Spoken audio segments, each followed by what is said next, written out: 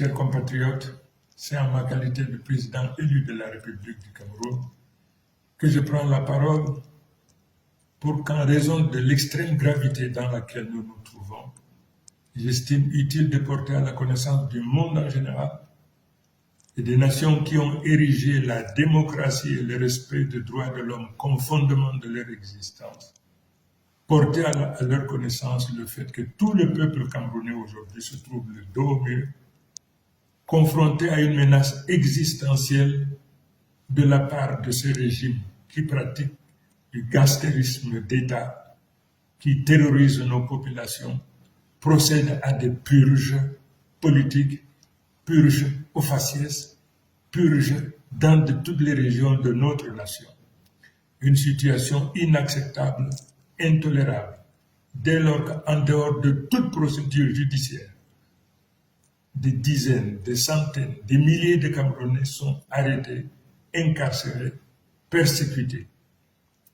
Je voudrais donc également attirer l'attention de tous les Camerounais, mais en particulier de tous ceux qui ont foi en Dieu, du sacrilège, de la profanation auquel s'est livré le président Biya lors de la soi-disant prestation de serment. Le monde entier sait que Biya n'a jamais été élu. La nation camerounaise dans son ensemble sait que Biya n'a jamais été élu. Mais qu'il se permette de poser la main sur la Bible au nom de Dieu.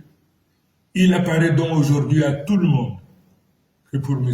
Biya, Dieu n'est qu'un instrument qui lui permet donc de réaliser ses basses besognes.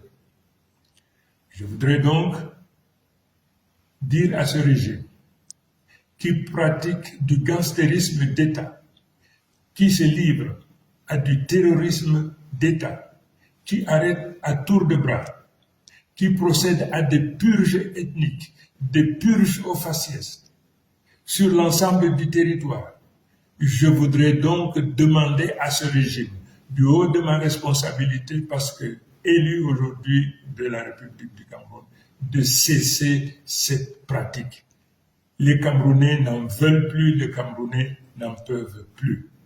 Et pour ce faire, je leur donne 48 heures pour arrêter, pour libérer sans condition tous nos enfants, tous les Camerounais qui se trouvent aujourd'hui dans les prisons du Cameroun de manière générale. Je leur donne 48 heures. Faute de quoi, le peuple camerounais se retrouvera en légitime défense et se sentira libre non seulement de se protéger, mais également de tout faire pour protéger leurs enfants et les récupérer partout où ils se trouvent. Voilà l'information cardinale que je me devais de porter à la connaissance de tout un chacun, mais en particulier, une fois de plus, le divorce désormais qu'il y a entre le président Biya et les religieux, quelle que soit leur obédience. Je vous remercie.